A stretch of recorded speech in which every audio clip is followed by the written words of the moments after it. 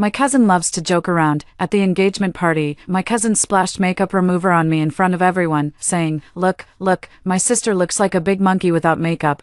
My eyes stung unbearably, and I fainted from the pain on the spot. Later, I found out she had mistaken glue for makeup remover, and I was forced to undergo eye removal surgery. Not only did my fiancé stop me from seeking accountability, but he also blamed me for acting like a resentful woman.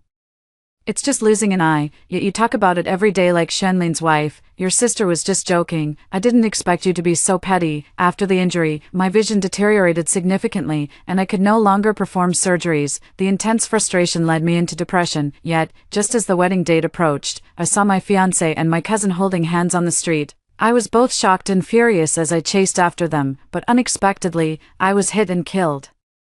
When I opened my eyes again, I had returned to the day of the engagement banquet. Everyone, look, doesn't my sister look like a praying mantis in this outfit? My cousin Fang Xiaoya's sharp voice pierced my eardrums, and I felt a moment of dizziness. Looking up, I saw her pointing at me and laughing with great animation. It really does look like her. Look at her sharp chin, big eyes, slender waist, and long legs. Isn't she exactly like a praying mantis? I glanced around, my gaze settling on the mirror in front of me. In the mirror, my eyes were bright and captivating, with long, delicate lashes like butterfly wings. There were no swollen, fragile eye sockets, nor the terrifying black holes left after the eyeballs were removed. I have been reborn. Realizing this, I was overjoyed. The cause and effect of this matter instantly flashed through my mind. On this day in my previous life, it was the day of my engagement to my fiancé, Lu Sihan. To make this day as perfect as possible, I carefully selected my engagement dress and even hired a professional makeup artist. But as soon as Fang Xiaoya walked in, she raised her voice to mock me, saying I looked like a praying mantis. Ignoring the attempts of those around to stop her, she criticized every part of me as worthless. I was extremely embarrassed and couldn't help losing my temper. However, Lu Sihan not only failed to defend me but instead blamed me for being dull and unable to take a joke. Fang Xiaoya acted all pitiful, making it seem as though I were the one persecuting her. My dad also blamed me for making a big deal out of nothing. To avoid ruining the atmosphere, I pretended as if nothing had happened, but I never expected that after cutting the engagement cake, when the photographer complimented me on my beauty while taking our photos, Fang Xiaoya immediately took out makeup remover and splashed it on my face. As she splashed it, she shouted, "Look, look, my sister without makeup looks just like a big monkey." Haha, I had no time to be angry. The stinging pain in my eyes made me scream uncontrollably, and I couldn't help but roll on the ground, clutching my head. Fang Xiaoya, however, was still laughing, saying that my bare face was too ugly and that she was afraid of scaring everyone. By the time others realized something was wrong, I had missed the optimal treatment window, resulting in weakened vision in one eye and the forced removal of the other eyeball, completely ruining my career. Fang Xiaoya, on the other hand, still looked aggrieved, explaining that she was just joking. I suppressed the resentment in my eyes and quietly watched Fang Xiaoya, who was laughing uncontrollably. The people around also fell silent, realizing something was off.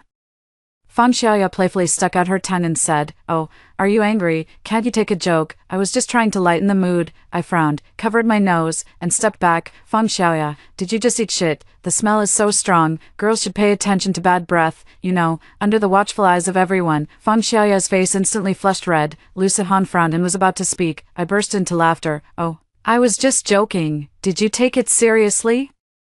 Can't you take a joke? Isn't it just a joke? Come on, let's hurt each other." Fang Xiaoya bit her lower lip tightly and immediately hid behind Lu Sihan, staring at me with timid, deer-like eyes.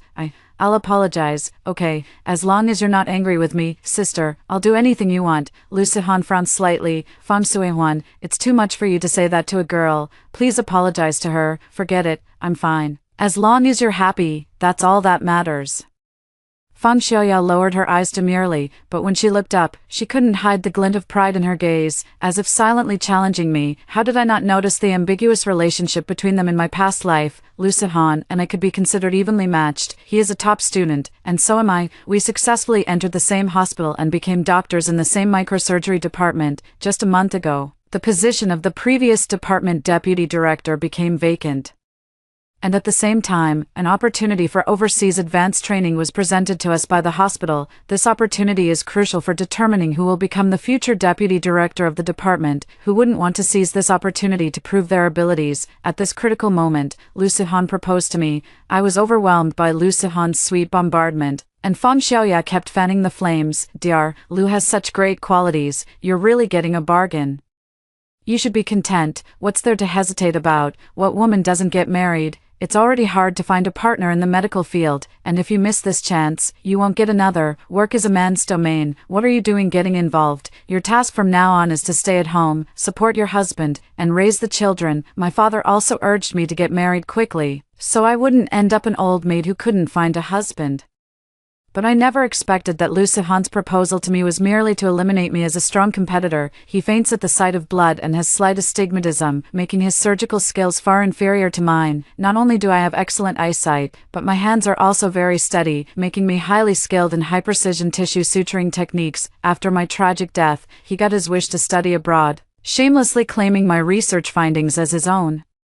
He published several papers that caused an international sensation, and upon his return, he was promoted to deputy director of the department. Thanks to a candid photo of him in a white coat with gold-rimmed glasses, he gained sudden fame online with his refined and intellectual image, and his future seemed limitless. It was only then that I realized the inherent coldness and ruthlessness in Lu Sihan's nature. For the sake of fame and future prospects, he recklessly used others' sincerity and hard work as stepping stones. What's laughable is that Feng Xiaoya believed that Lu Sihan loved her exclusively, thinking she was his confidant. What she didn't know was that after achieving success and fame, the first thing Lu Sihan did was to distance himself from her, and he even dug up evidence of her deliberate harm towards me, sending her to prison for 3 years. Thinking of this, I reined in my temper and deliberately lowered my head in feigned remorse. I'm sorry, Xiaoya. I misunderstood you. I shouldn't have spoken harshly to you. Lu Sihan nodded with relief. Feng Xiaoya was quite satisfied. It's a great virtue to correct one's mistakes. I was also very satisfied. I hope that by then, when Feng Xiaoya sees Lu Sihan's true colors, she can still smile as sweetly as she does now. After finishing my makeup and styling, I leisurely made my way to the private room.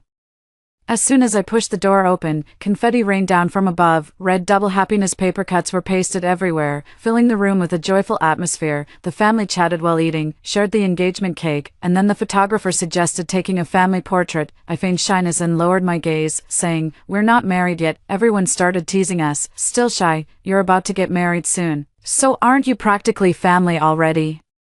Look at the two of you, like a perfect match. We should take a few photos to capture this beautiful moment. I always wore a smile, leaning gently against Lu Sihan as I accepted the well-intentioned teasing from everyone. Only Feng Xiaoya sat in the corner, unable to suppress the jealousy in her eyes. Meanwhile, Lu Sihan and I, under the photographer's guidance, kept changing our poses for the photos. First, we stood shoulder to shoulder, then we wrapped our arms around each other's waists, followed by kisses on the cheek and forehead. The photographer kept praising. Yes, that's it. So beautiful, so perfect. Finally, Feng Xiaoya couldn't hold back any longer. She rummaged through her bag, pulled out a bottle, and quickly walked up to me. Gritting her teeth, she curled her lips into a smile and said, "Sis, close your eyes quickly. I've prepared a super big surprise for you, photographer. Make sure to capture my sister's beautiful moment. Here it comes, just as in my previous life." She claimed to have a surprise for me and asked me to close my eyes. Though I was a bit annoyed with her, I thought that with so many people around, she couldn't do anything to me, so I closed my eyes. But I never expected her to splash me with high-concentration superglue. The liquid flowed into my eyes, and the pain made me scream in agony. But then I heard Feng Xiaoya excitedly shout, "Look, look! My sister looks just like a big monkey without makeup." Ha! Sister, hurry up and get up. Are you afraid to let people see you without makeup? I was in so much pain that I kept rolling on the ground, and only then did everyone finally realize something was wrong. When they took me to the hospital, my left eye had suffered permanent vision damage, and my right eye had to be removed due to corrosion. My career was thus interrupted. I angrily demanded accountability, but Lu Sihan accused me of making a mountain out of a molehill. She was just joking. Do you have to be so petty? Do you want to ruin someone's bright future just for your own selfish desires? My father also desperately tried to stop me. That's your sister, you know, the blood that runs thicker than water. If you want to call the police, you might as well kill your father first. In any case, our family can't have a cold-blooded person who disregards family ties. Under intense pain, I fell into depression, drifting through each day in a daze. But I never expected that, in my most agonizing state, I would see Lu Sihan and Feng Xiaoya walking hand in hand on the street. I stumbled over, only to be hit and thrown into the air by a speeding car on the spot. After my death, I heard my father and Feng Xiaoya spreading the word everywhere that I was too emotionally fragile and had brought my own demise upon myself. My mother held my lifeless body in unbearable grief and, within 2 years, succumbed to depression and passed away. The painful memories of the past flashed through my mind. And in that split second, I pretended to close my eyes. In reality, the moment she pulled out the bottle, I swiftly leaned back and then forward, grabbing her shoulders firmly and executing a clean, decisive shoulder throw. Her panties flashed in midair, and with a thud, she landed squarely on the cold marble floor. She froze for a full 3 seconds before letting out a piercing scream and bursting into loud sobs. "You like removing makeup, don't you?" I pretended to panic and lifted my skirt, accidentally knocking over the chicken soup. The rich broth splashed right onto her face, which was adorned with flawless makeup. "Oh, what should I do? What should I do?" I didn't mean to. I frantically rushed over, using my hands to smear the soup evenly across her face. The chicken broth mixed with her tears, evenly melting the white, flour-like foundation and eyeliner, as if an opera singer were removing their makeup, paired with her wailing expression. The whole scene looked utterly ridiculous. Lu Sihan couldn't help but feel heartbroken. "Feng Shui-huan, you've gone too far." Feng Xiaoya was both embarrassed, angry, and in pain, trembling as she clung tightly to Lu Sihan's embrace. Watching the two of them, it seemed they could barely contain their ambiguous demeanor. I smiled faintly, getting impatient already. This is just the beginning. In this lifetime, I'm going to laugh and watch you two scumbags tear each other apart. My eyes immediately reddened, and I lowered them in faint grievance. I was just joking. Who knew she wouldn't dodge? I just wanted to play a joke. To remove your makeup, I never meant to actually hurt you. Feng Xiaoya, who had initially looked wronged, saw that I appeared even more aggrieved than her and immediately shot me a venomous glare. "But what about you, Brother Sihan? My sister did it on purpose. My whole body hurts so much. It feels like I've been run over by a truck." Lu Sihan looked displeased. "Aren't you going to apologize?" I pursed my lips, showing an expression of disbelief. You don't believe me. We've been together for so long. Am I the kind of person who would intentionally hurt someone?" Lu Sihan hesitated. "Indeed, I am usually very meek and dislike conflict, especially since he knows very well that, compared to me, his own daughter, my father favors his niece Feng Xiaoya more. Under normal circumstances, I would never do such a thing. Unless there is some misunderstanding." Seeing Lu Sihan wavering, Feng Xiaoya secretly pinched her own thigh, whimpering as tears fell. "It hurts so much. I've heard that a shoulder throw can cause high-level paralysis. What if I can never stand up again?" I couldn't help but want to laugh. She's still standing perfectly fine, yet she's already playing the victim. But Lu Sihan seemed to buy into it, his expression immediately turning serious as he kept urging me to apologize. I shook my head gently. "No, it was just a joke. Why take it so seriously? You've really disappointed me. If you don't apologize this time, then I don't see any need for this engagement ceremony to continue." The entire private room erupted in an uproar.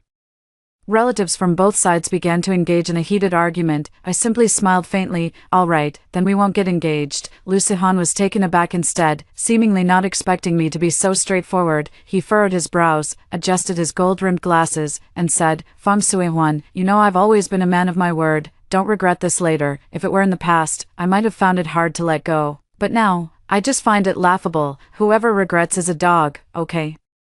I was just about to dismiss the banquet when my dad finally came out of the bathroom. Seeing Feng Xiaoya crying her heart out, he immediately looked heartbroken. After finding out the reason, he turned to me with a dark expression and shouted, "Sui Huan, she's your sister. Have you no conscience? How could you be so cruel?" My father is the typical kind of person who would rather let his wife and children suffer than let his friends endure hardship. When I got hurt, not only did he not let me pursue the matter, but he also forbade me from crying out in pain, saying it would make others uncomfortable. When someone else got hurt, he practically wanted me to kneel down and kowtow 300 times to them. I'm not going to indulge his bad habits either, so I turned my head and burst into tears in front of my mom. I didn't do it on purpose. Why is Dad talking to me like that? This makeup remover smells weird. I just wanted to grab it and take a sniff.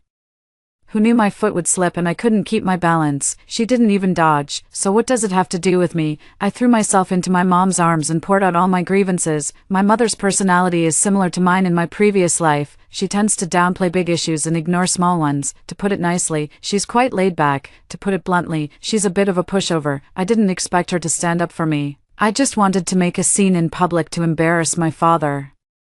But to my surprise, my mother took the makeup remover, sniffed it carefully, poured a little onto her fingertips, and rubbed it. Suddenly, her expression changed drastically. "This isn't makeup remover, it's super glue. Feng Xiaoya, do you want to pour glue on your sister's face? What exactly are you up to?" The entire room fell into silence. All eyes were fixed on Feng Xiaoya's face. My father couldn't stand it any longer. "What intentions? It's just a misunderstanding." Xiaoya must have accidentally picked up the wrong thing. She's not a 3-year-old child, my mother interrupted excitedly. You have to give me an explanation today. What on earth did you intend to do with this glue? Feng Xiaoya stammered. I took the wrong one. I really didn't know. Her face couldn't hide her guilt. Using a makeup remover bottle to hold super glue. It's simply impossible that she took the wrong one. My mom said she was going to call the police.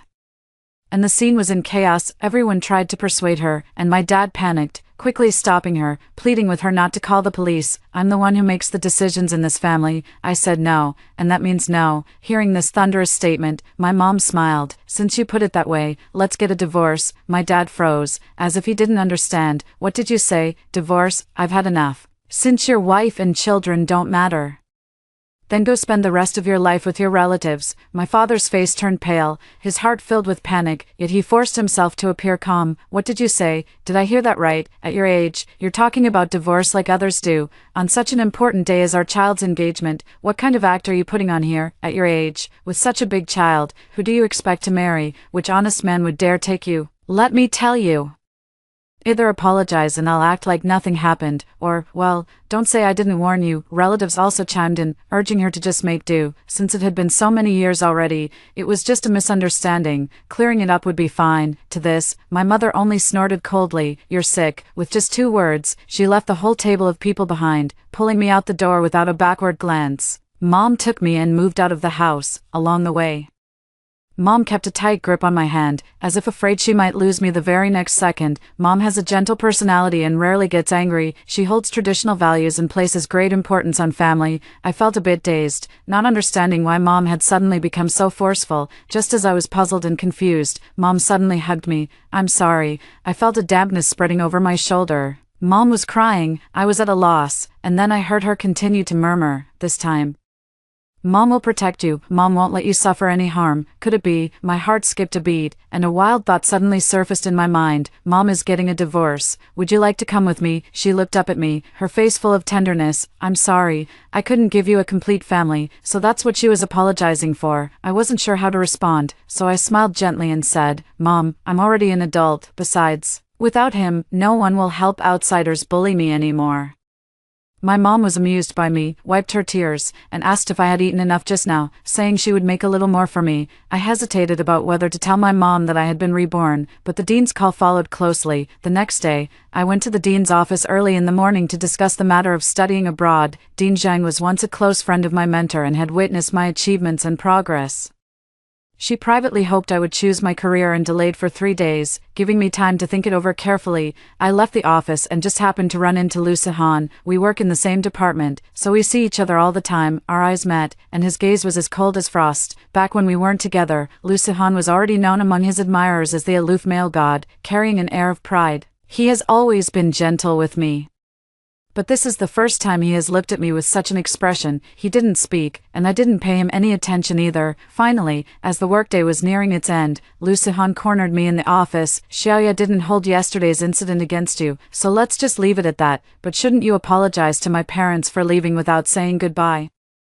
I let out a sound of surprise, pointing at myself. Are you talking about me? Lu Sihan frowned tightly, looking utterly fed up. Who else? Stop playing dumb, apologize, and we might still have a chance. If you don't, we're done. Haven't we already ended things? What did you say? All right, Mr. Lu. I'm very busy. If it's not work-related, please don't block the way. Halt. Lu Sihan grew anxious, blocking my path. After hesitating for a moment, he lowered his voice and asked, did the dean say anything to you about the opportunity to study abroad? I raised an eyebrow. After all that beating around the bush, this was the only thing he truly cared about. No wonder you worked so hard to deceive me in my past life. I don't know what you're talking about. You can go ask the dean yourself. Enough, Feng Suihuan. I don't want to beat around the bush with you. You only have 2 options. Either give up the advanced study opportunity, and I'll act as if nothing happened. We'll get engaged as planned, get married as planned. You've already sent out the invitations. It would be difficult for you not to go through with the wedding, wouldn't it? Seeing him put on this act of sacrificing himself for my sake, I couldn't help but roll my eyes. Don't you understand? We have already broken up.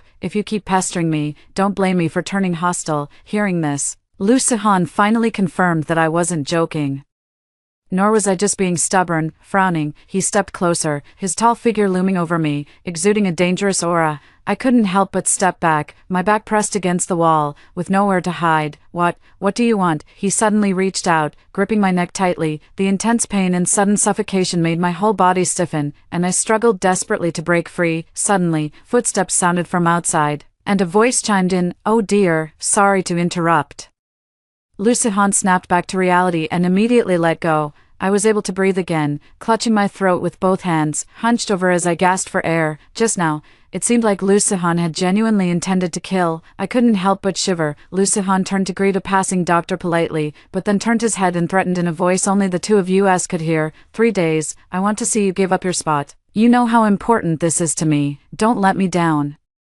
After saying that, he left resolutely without even glancing at me. Lucihan's family background was not good. One could say that having a high-achieving student like him in the family was already a stroke of extraordinary luck. Because of this, he was especially eager to advance further. Only I knew that he not only wanted to become the deputy director of the department but also aimed to climb step by step, endlessly striving for more. He was a madman.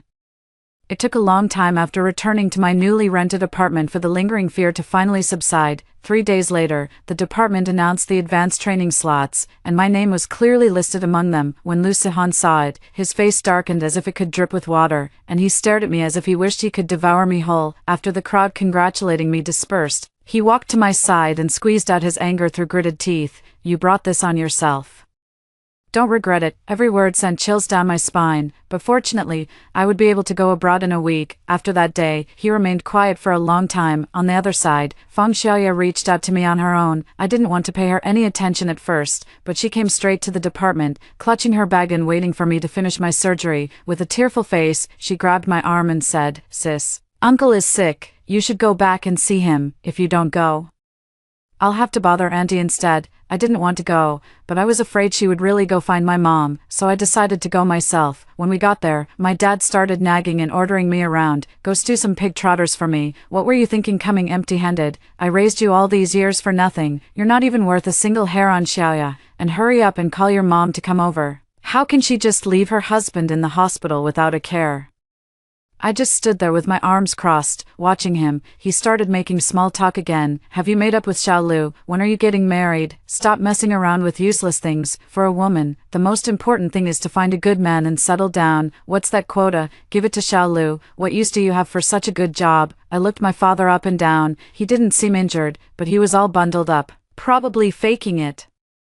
Probably couldn't resist Feng Xiaoya's request and came to persuade Lucihan on her behalf. Feng Xiaoya handed me a glass of water, smiling as she urged me to drink. While she turned to tuck in the blanket for my dad and other pointless tasks, I poured the water into the flower pot, pretending I had finished it, and prepared to leave. My intuition told me there was something wrong with that glass of water, but I never expected that the problem wasn't the water, it was the underground parking lot.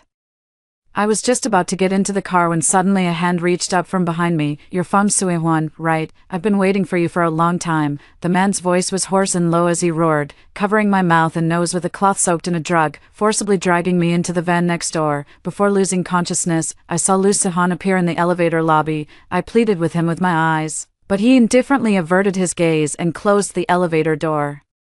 When I regained consciousness again, everything before me was pitch black, and the air was filled with a damp, decaying smell. I was tied up and thrown into the basement. I don't know how much time had passed, but I could only feel my entire body growing cold, my bones aching as if they were falling apart, my stomach gnawed by hunger, and most importantly, I desperately needed to use the bathroom. Summoning my courage, I shouted toward the door. After a while, someone shuffled in wearing slippers and pushed the door open. It was a boy around 13 years old, who tentatively asked in my direction, "Are you okay?" His voice was reserved and polite. I struggled to sit up against the wall. "I need to use the bathroom. Could you help me, please?" The little boy furrowed his brow, lowered his voice, and signaled, "Follow me." We arrived at the restroom door. I felt somewhat embarrassed. "Could you help me untie the rope? If you run away, my dad will beat me." The boy hesitated for a long time before kicking the scissors on the ground toward me. "Figure it out yourself." It was only then that I noticed the boy's hands were wrapped in thick layers of gauze, the edges frayed and worn. My heart sank, and I couldn't help but take a closer look at him. The bathroom was cramped and dimly lit, without even a window. Everywhere I looked, it was unfinished and bare. Outside, the noise of passing traffic drifted in from time to time. As I glanced around, I quietly pieced things together in my mind. The ones who kidnapped me seemed to be a father and son, and before they tied me up, they even called out my name. I tried hard to search my memory. You're that. Suddenly, I remembered something. Just then, hurried and heavy footsteps came from outside, and the boy's expression instantly turned panicked. The moment the door opened, I quickly huddled in the corner. The man, looking weary from his journey, brought a bag of steamed buns and a jug of water. After feeding the boy, he lowered his head and devoured the remaining buns. Only then did he shift his gaze to me. Dear Fong, you're awake. Good, that saves me the trouble. I frowned. What exactly do you want to do? You ask what I want to do. Don't you have any idea in your heart? What? You don't remember us? Well, it's no surprise. Someone of your status always has a poor memory. To you, it was just a mistake, but, for my son, it meant losing all hope for the rest of his life. But why should that be? He grew more and more agitated as he spoke, constantly rubbing the dagger in his hand, his eyes filled with hatred for me. It's all because of you. Do you know how much my son has suffered? I will make you pay. I will definitely make you pay, without another word. The man rushed over, grabbed my throat, and raised a dagger to stab at my eyes. It happened so fast that I didn't even have a chance to react. I shut my eyes tightly and screamed in terror, the pain of having my eyeballs removed and my past life seeming to return all over again. I couldn't help but tremble, my heart filled with fear, yet the expected pain never came. The man was knocked aside by the boy. The boy knelt on the ground, tears streaming down his face. Dad, please don't hurt anyone. I don't want to lose you. If it really can't be helped, then forget it. I can go beg on the streets. I won't starve. Please, don't be impulsive. Okay. The man's expression gradually softened. He put down the knife, as if he had lost all his strength, knelt on the ground, buried his head in his hands, and wailed loudly. My whole body went limp, my heart pounding like a drum, almost leaping out of my throat. A long time later, I just found my own voice. Idiot. Both the man and the little boy were stunned. Before he could react, I said coldly, I didn't perform the surgery that day. I remember everything now. In my previous life, when I tried to pursue Lu Sihan, the driver of the van that ran the red light and crashed into me was this man. This man is named Sun Xiao. His son, Sun Miao, was born with a rare disease 3 months ago. He brought Sun Miao here for treatment of nerve atrophy in both hands. That day, I happened to be on duty at another hospital. The chief surgeon was Lu Sihan. The surgery was a complete failure. Not only did it fail to alleviate Sun Miao's condition, but it also worsened it, causing Sun Miao unbearable daily pain in his hands. Based on various pieces of evidence, I have roughly pieced together the sequence of events. In my previous life, Lu Sihan not only used Feng Xiaoya to cause me to lose my, but also attempted to mislead patients into seeking revenge against me.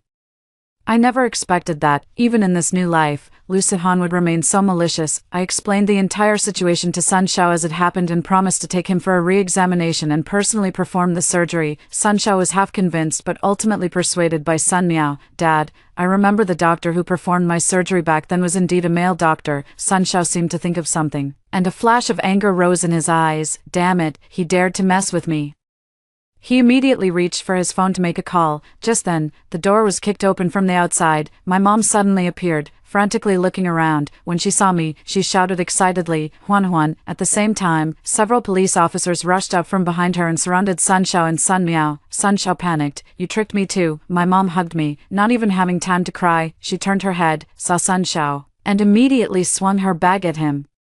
How dare you kidnap my daughter? I'll beat you to death. I was both touched and amused, yet utterly bewildered, and quickly asked my mom how she knew I was here. My mom smiled mysteriously. Don't worry about that. I just know, and no one can bully my daughter. The suspicion in my mind grew stronger and stronger. Could it be that my mom had also been reborn? Sun Xiao was still cursing behind me, saying I didn't keep my promise, that I was a liar, and that he should have acted first, then. I cried my heart out together with Sun Miao. I turned my head, put on a stern face, and said seriously, don't worry, I will do as promised and have your son treated again, but you must also pay the price for your own actions. Then, I said to the police, I can testify that Sun Miao has nothing to do with this matter. He didn't harm me, nor was he capable of harming me. In fact, he even tried to protect me midway. Hearing this, Sun Xiao finally felt relieved, looking at me. His eyes were filled with gratitude. I averted my gaze, my heart calm and unperturbed. I am no saint. Out of a doctor's instinct, I couldn't stand by and watch Sun Miao die, but as a normal person, I hope Sun Xiao pays the price he deserves. Having endured prolonged hunger and starvation, I fainted as soon as I was rescued. It wasn't until 3 days later that I slowly regained consciousness, when I returned to the hospital, due to my delay and withdrawal. The advanced training opportunity fell into Lu Sihan's hands. Upon seeing that I was about to perform surgery on Sun Miao again, Lu Sihan strongly objected. This is a hospital, not some marketplace where anyone can come and go as they please. Did he register? Can he even afford it? I waved the registration slip in my hand. Sorry, he's registered, and I'll cover all his expenses. Lu Sihan's face darkened instantly, his gaze fixed on me with a piercing intensity, as I brushed past him. I deliberately whispered softly in his ear, "Are you afraid I'll expose how poor your actual skills are?" Nonsense. Lu Sihan's expression twisted for a moment, almost losing control, but he still stiffened his back and said word by word, "Shall I remind you, Feng Sui-Huan, you're already out of the game. The opportunity for further study means he's about to gain both fame and fortune. Once he climbs to a high position, he'll be the first to kick me out of the hospital. Yet." I curled my lips and retorted, "Is that so?" Lu Sihan laughed. "There's no need for you to be so mysterious. As long as you give up your job, I can still accept you. You just need to stay at home peacefully, taking care of your husband and children. Becoming Mrs. Lu will be your greatest honor." I genuinely laughed out loud this time. Should I say he doesn't understand, or should I say he has unrealistic expectations of me? After I successfully completed the surgery, the first good news I heard was that Lu Sihan had been arrested. According to Sun Zhao's testimony, Lu Sihan was arrested on suspicion of hiring someone to commit murder. Mr. and Mrs. Lu tried many methods but still couldn't get Lu Sihan out. This drove Feng Xiaoya to desperation. Feng Xiaoya knew the inside story and understood that the root of the problem lay with me, so she tried every possible way to ask for my help. Naturally, I was unwilling, so she went to find my dad. My dad has always been one to side with outsiders. Without a second thought, he insisted that I tell the police it was a family matter. Originally, you two were already a couple, just missing the marriage certificate. You were practically family. Why are you being so particular? He just wants to have his own career, right? As a woman, constantly arguing with him, where do you put a man's dignity? Before he could finish, my mom handed him the divorce papers to sign. My dad immediately backed down, knowing my mom wasn't joking. Seeing that I absolutely refused to help Lu Sihan, Feng Xiaoya started threatening me. To be honest, she wasn't very clever either. Actually using AI to synthesize photos of me with different men and spreading rumors everywhere about my chaotic personal life. During those days, the internet was flooded with all sorts of exposés, like the chaotic life of a female doctor. Gossiping is human nature, especially when it comes to this kind of thing. Soon, I became a hot topic. Not only was my personal account filled with all kinds of foul language, but even our hospital's official account was overrun. I didn't hold back either. After gathering all the evidence, I immediately reported it to the police, and Feng Xiaoya was soon arrested. Her parents naturally couldn't bear to see their only daughter go to prison, so they cried at my doorstep every day. In the end, I reluctantly agreed to mediation only after they promised to pay a hefty compensation and issue a public apology. Feng Xiaoya was released, but Lu Sihan wasn't so easily let out. He was sentenced to 3.5 years in prison for attempted murder by hiring a hitman. By the time the verdict was handed down, I had already been studying abroad for half a year. During those 6 months, I finally couldn't help but ask my mother how she had foreseen it all, why she had suddenly changed so drastically, not only stopping her constant urging for me to marry, but even accompanying me abroad for further studies. He even jokingly asked if she had been reborn. Mom froze for a moment, her expression turning surprisingly serious. She turned back, looking at me with loving eyes. "Maybe you won't believe the truth, but just treat it as a story. Mom was reborn. In my past life, I didn't protect you well, and I suffered in agony every day. Having lived a second life, Mom suddenly sees clearly many things she couldn't understand in her previous life. I deeply regret constantly urging you to get married back then. What does marriage even matter? All I want is for you to be healthy and happy." At this point, Mom smiled again and said, "Just think of it as a dream I had. From now on, no matter what you do, I'll support you." Although I had long suspected that Mom might have been reborn, hearing these heartfelt confessions still brought tears to my eyes. As I hugged Mom, I secretly decided not to reveal that I, too, had been reborn. Letting my mother bask in the joy of having saved me in this lifetime is quite nice indeed. In the blink of an eye, 3 years passed. I successfully completed my advanced studies, returned to the country, and secured the position of deputy director. Moreover, thanks to the numerous papers I published during my years of further study, I became a rising star in the medical field, enjoying a moment of great glory. All the honors that Lu Sihan had snatched away in my previous life have now returned to my hands. At that time, Lu Sihan had just been released from prison. After his release, Due to his criminal record and past failures, no hospital was willing to hire him. He came to me. After all these years apart, he had grown thinner, his skin even paler, and he exuded an air of desperate gloom. Upon seeing me, he burst into tears, begging me to help him. Is it because of Feng Xiaoya that you hate me? I never had any interest in her. I only took care of her a little because she's your sister. I had no idea she liked teasing you so much. If I had stopped her back then and firmly stood by your side, would we have ended up like this? Even now, he still thinks I have feelings for him. I watched coldly as he tried to shift the blame. I haven't forgotten how miserably he ruined me in my past life, nor have I forgotten the tears of sorrow my mother shed. I sighed softly. But how could I break you two apart? Lu Sihan seemed to understand something and immediately promised me, "Don't worry, I'll take care of her." He hurriedly left. Not long after, I heard that Feng Xiaoya had a miscarriage. Lu Sihan kept calling to meet me, but I didn't go. Instead, I took the initiative to find Feng Xiaoya and showed her all the messages he had sent me over the past few days. Feng Xiaoya had just had a miscarriage, and her already weak body seemed even more fragile. She demanded an explanation from Lu Sihan, but he publicly claimed that Feng Xiaoya lacked self-respect and had thrown herself at him, in a fit of rage.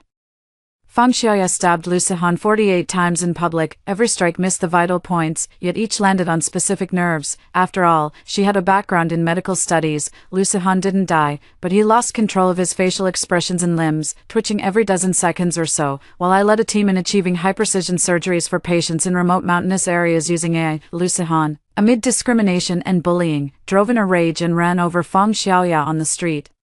I heard the scene was extremely gruesome, and after hitting her, Lu Sihan, appearing deranged, insisted on diagnosing anyone he encountered. When he was arrested, he was still tugging at the police officer's sleeve, insisting on performing surgery on him. It is said that Lu's parents hired a defense lawyer for him, claiming he was mentally unstable, but he immediately jumped up and shouted that he wasn't sick. "I'm a doctor, how could I possibly be sick? I'm perfectly normal."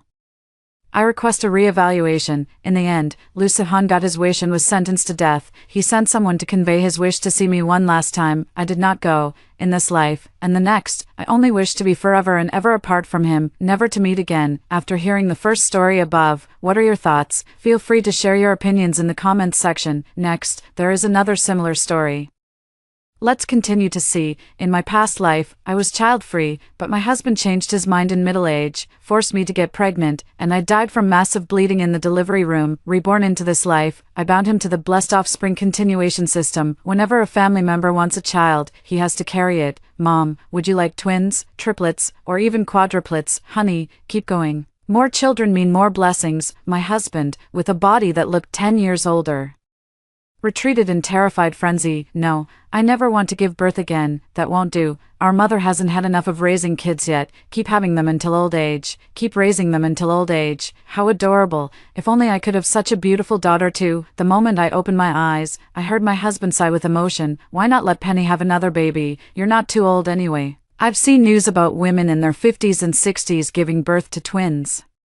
A meddling relative chimed in, stirring up trouble. Hearing this, my husband reluctantly put down the baby in his arms and turned to look at me. In my past life, the look of resentment on his face had plunged me into deep self-blame. When we were young, my husband wanted to be dinks, double income, no kids, and I didn't want to endure the hardships of childbirth either, so we were immediately on the same page. But as we grew older, by the time we reached our 40s, my husband developed a strong desire to have children, which only grew more intense over time. Today was the full-month celebration for my niece's baby, and my husband came early in the morning, holding the infant and unable to put it down. All the relatives thought I was the one who didn't want to have children, but in reality, I'm just too old to conceive now. She's just a hen that can't lay eggs, my mother-in-law said with a sarcastic tone, her face stern. After a moment of contemplation, I decided to fulfill this family's wish, binding to Carl in progress. Please do not leave the line of sight. I stared straight at my husband Carl's figure. Originally, I planned to abandon the system, file for divorce as soon as possible, and distance myself from this kind of family, but their attitude made me change my mind. The more children, more blessings system should align perfectly with their wishes,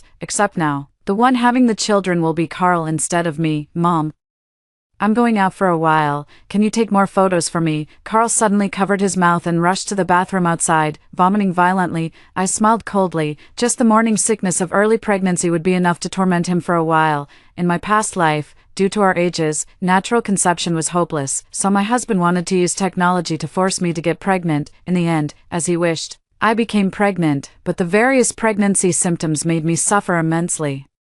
Carl showed no concern at all and just stood by, saying disdainfully, "If you had gotten pregnant earlier, it wouldn't have been like this. You brought this on yourself. Other women don't have such strong reactions when they're pregnant. You're just being overly dramatic." Soon, I developed depression and didn't even want the child, my husband, or even life itself anymore, but the child was already 5 months old by then, long past the time for surgery, on the day of delivery.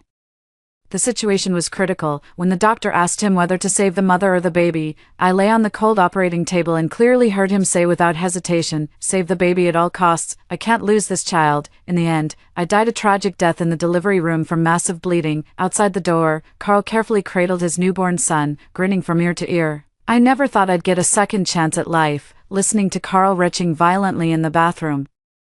I smiled with satisfaction. "If you like children, then have them. It's not like I can't afford to raise them." At dinner, Carl took one look at the steamed sea base and rushed to the bathroom to vomit again. Eventually, with nothing left in his stomach, he even vomited blood. "Son, did you eat something bad?" his mother-in-law asked worriedly from outside the door, but Carl was too weak to respond. Clinging to the toilet without moving an inch, "Uncle is acting just like when I was pregnant.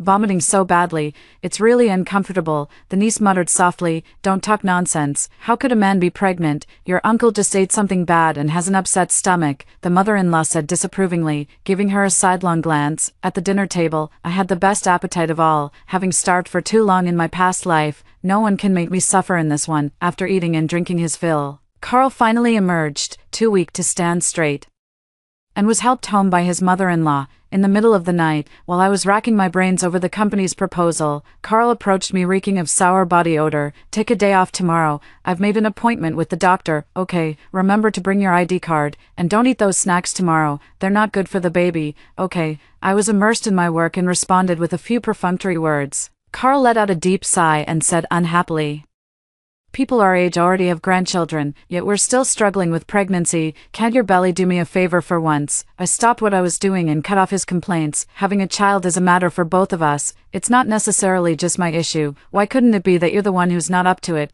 I stared at the ambiguous look in his eyes below. What could possibly be wrong with my son? "It's all your fault for being useless, not even able to conceive a child.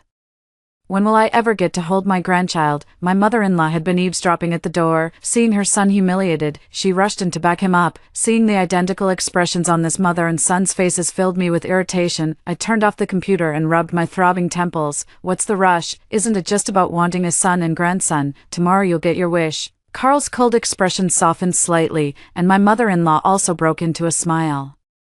"Go to bed early tonight. Let's aim for the IVF to succeed on the first try," my mother-in-law reminded me before leaving. Carl looked at the hundreds of baby photos on his phone and curled his lips into a smile. In his past life, because he wanted so badly to have a child, he tried many methods. He took folk remedies, drank traditional Chinese medicine, and tried acupuncture and moxibustion. Anything that offered even a glimmer of hope. His body was worn down, and both his work and personal life were affected. Gradually feeling unable to cope, I resigned from my job. Without any income, my status at home became even worse than before. Not only did I have to prepare 3 meals a day for everyone, but I also had to endure their bad temper. Swallowing my pride and letting them bully me, in this lifetime, I will never repeat the same mistake. I want both money and kids. Last night, Carl went to the bathroom to vomit no less than 10 times. Every time he lay down, he felt heartburn, and the whole night was spent in torment. The next day, he slept like a log and couldn't wake up. "Son, wake up quickly. If we delay any longer, the doctor will be off duty." The mother-in-law gently pushed Carl's back, but it was completely ineffective.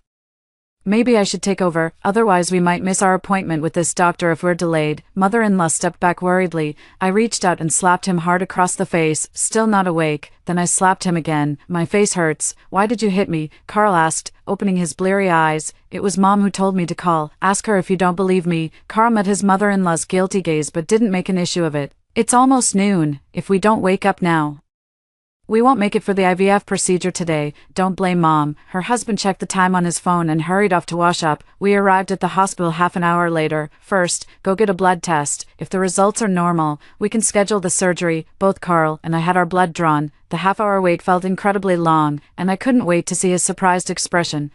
"You don't need IVF anymore. Congratulations, you're pregnant."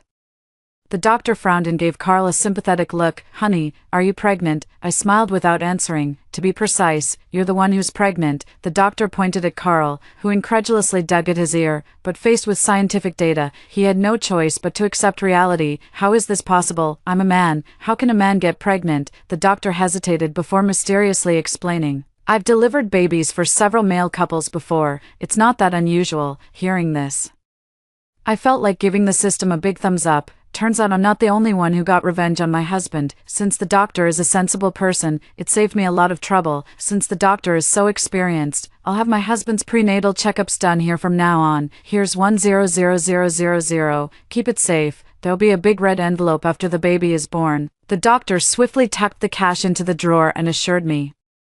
Carl still hadn't processed what happened even after leaving the hospital. Ugh, just as he was about to speak, a wave of nausea rose in his chest, vomiting into a trash can without caring about appearances. The people on the street covered their noses and quietly stepped back a few paces. This is absolutely absurd. How could I, a man, possibly be pregnant? That doctor must be lying to us. If you don't believe it, we can just buy a pregnancy test and check at home to be sure. Carl and his mother-in-law stared intently at the 2 lines on the pregnancy test, their expressions far from pleased. Is it really true? My mother-in-law was both shocked and delighted. If it's true, then we'll have the baby. It's not like I can't afford to raise it, I said calmly. We can't keep it. If people find out, where will my dignity be? My husband couldn't accept the reality and collapsed onto the sofa. Then maybe we should terminate it. It's just a pity for the child. It might even have been a boy. I sighed regretfully. The mother-in-law immediately stopped her. You must have the baby. A son born to you will carry the pure bloodline of our Martin family. He will surely grow up to look like you and be as accomplished as you. Mom, are you crazy? I won't have it. Let Penny have the baby. The mother-in-law completely ignored Carl's wishes and made the decision for him, to avoid arousing suspicion. Carl quit his job and devoted himself entirely to staying at home for the pregnancy. My mother-in-law takes very good care of things, allowing me to focus on my career with peace of mind. Although Carl is selfish, it's worth mentioning his outstanding looks and high IQ. At a young age, he already holds dual master's degrees and was the heartthrob of his university. In the future, my children's genes won't be bad either. I do like children, as long as I don't have to raise or give birth to them. Have as many as you want, just don't involve me. Everyone wants a lively and bustling home. Penny, has my son come to see you? I haven't seen him for hours. He's pregnant and shouldn't be running around. In the middle of a meeting, I received an urgent call from my mother-in-law. He didn't come to me. Did you call him? I did, but no one answered. I'm so worried. If that bastard hurts my grandson, I'll teach him a lesson. All right, I know where he is. After hanging up, he turned on the phone's locator. HS Hospital. What's he going there for? A bad thought flashed through my mind, immediately stopping my recollection as I drove there. Doctor, I'm really pregnant. Please help me get an abortion. I don't want to have a baby. Just as I arrived at the obstetrics and gynecology department, I saw Carl kneeling on the ground, crying his heart out. If you keep making a scene, I'll call security. The doctor angrily stopped his crying.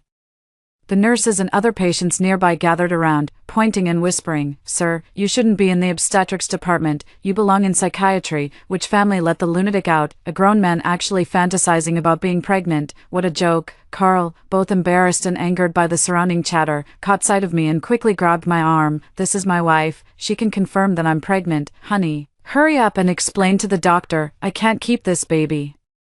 If it's born, my life is over. The onlookers mocked again. If he really thinks he can get pregnant, why did he even marry a wife? I sighed deeply and lowered my head apologetically. I'm sorry for causing everyone trouble. My husband isn't quite right in the head, and the family didn't keep a close enough eye on him, letting him run out. I'll take him away now. Carl widened his eyes in shock. Lynn Penny, speak properly. I'm just pregnant.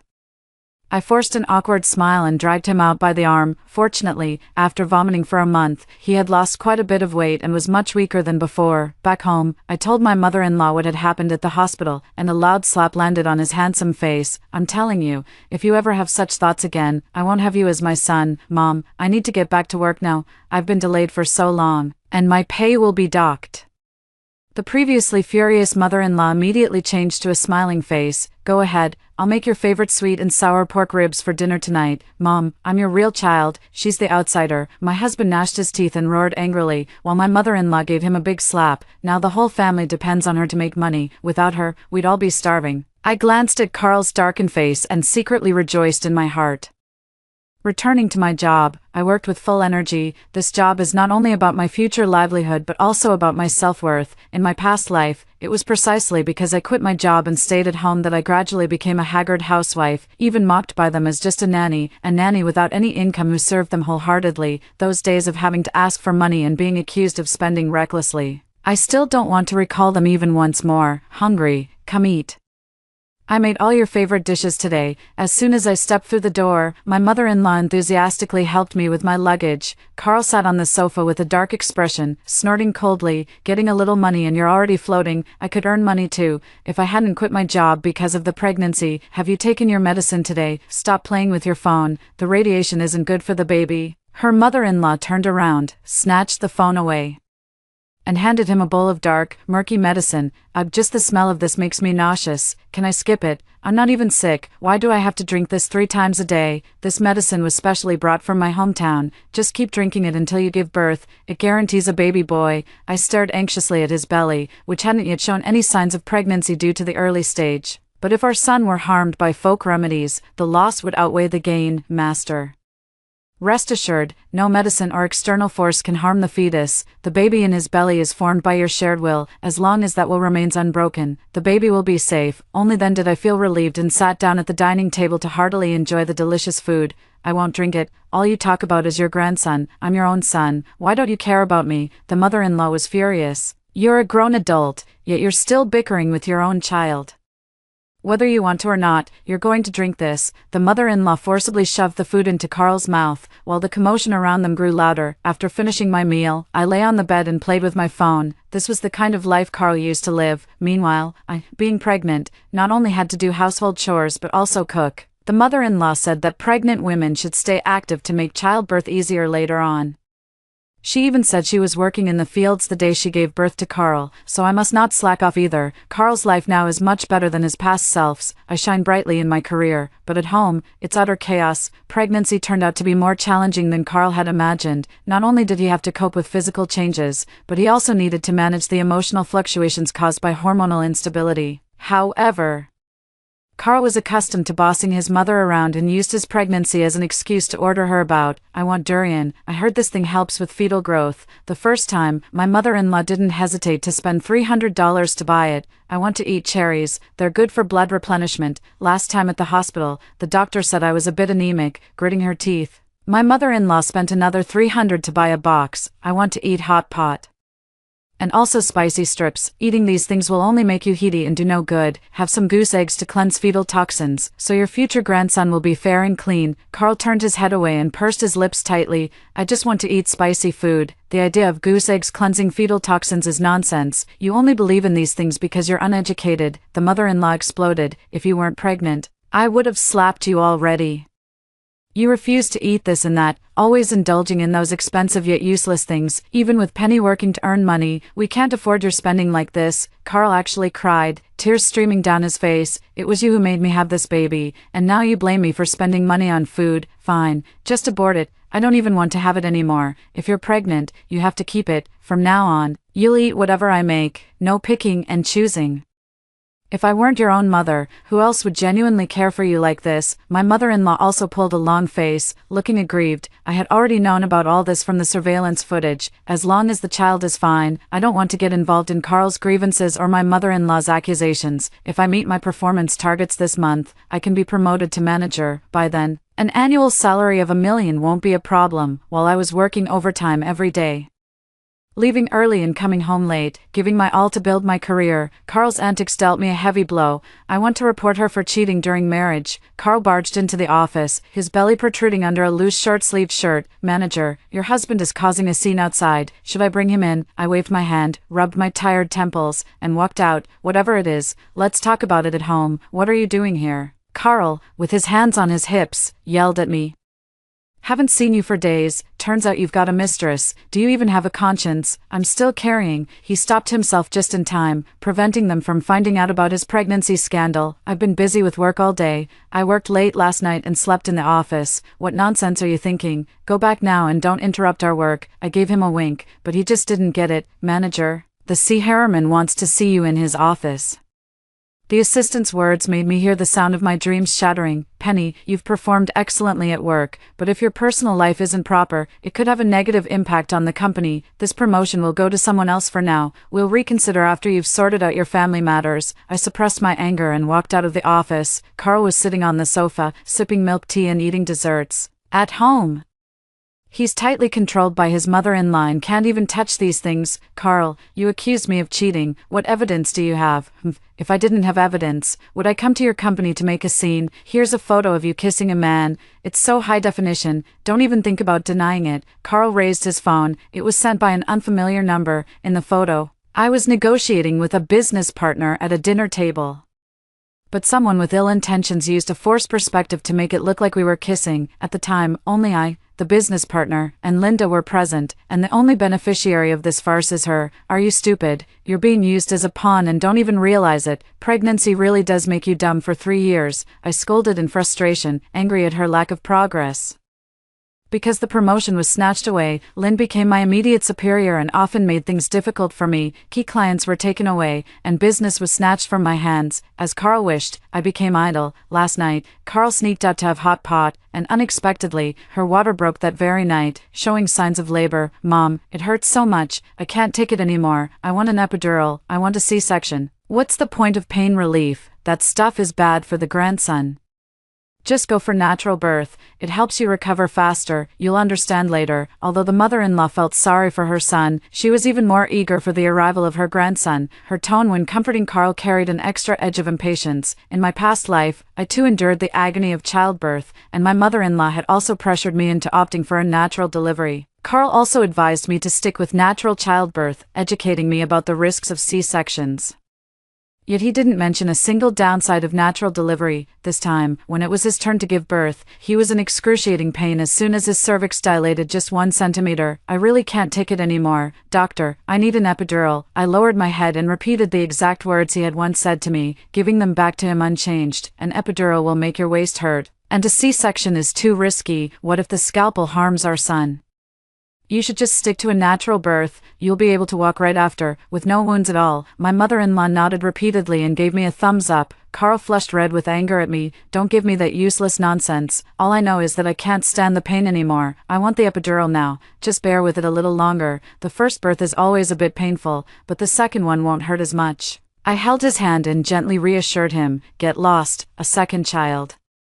I don't even want to have this one now. Doctor, listen to me. I want a C-section. Despite his strong insistence, no one paid any attention to his words. Miss Penny, perhaps you should wait outside. It looks like it's still going to take a while. Carl's screams were too deafening, and both my mother-in-law and I were eager to wait outside. After 2 days and nights of pain, just as Carl was about to bang his head against the wall in despair, the baby was finally born, a chubby, fair-skinned baby boy weighing 7 pounds. Carl was in bad shape, with severe tearing in his lower body and heavy bleeding, but his life wasn't in danger, he just had to endure some suffering. The mother-in-law held the baby with a beaming smile, not even bothering to glance at her own son. I'm taking my precious grandson to post on social media, you handle the rest. The mother-in-law casually said a few words and then disappeared. Carl thought everything would be fine after giving birth, never expecting there would be the issue of breastfeeding. Help me, it hurts so much. Let's just use formula. Carl grimaced, and as the baby in his arms suddenly sucked hard, his face immediately turned pale. Breast milk isn't as good as formula, just bear with it a little longer, you'll get used to it after feeding a few more times. I repeated his words verbatim. My mother-in-law showered me with praise while happily cradling her precious grandson,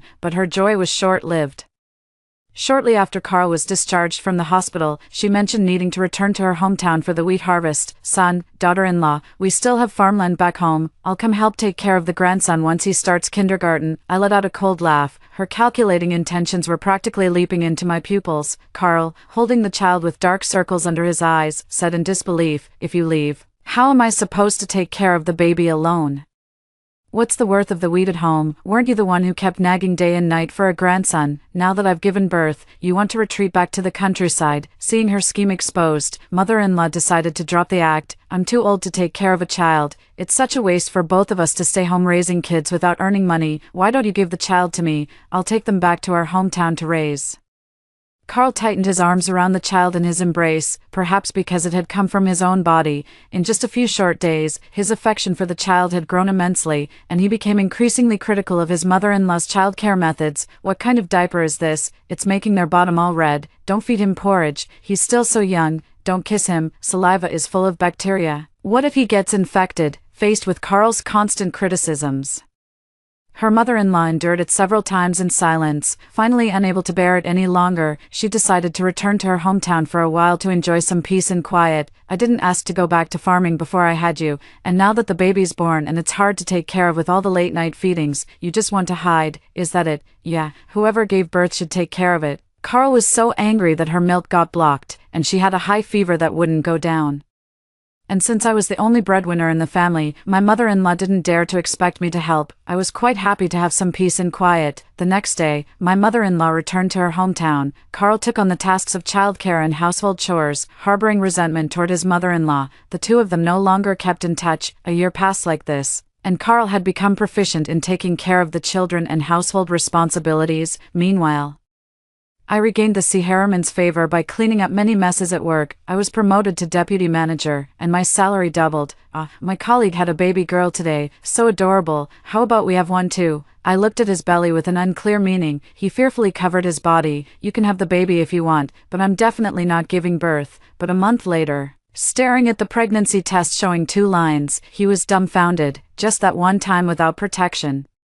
And it happened again, and this time, he was the one who got pregnant. Life with 2 kids isn't easy. With the first pregnancy, he only had to take care of himself and endure the discomfort. During the second pregnancy, not only did I have to bear the pain, but also take care of our 1-year-old son. All I could do was work to earn money. My pubic bone feels like it's splitting. Can you take our son out this weekend and let me have 2 quiet days at home?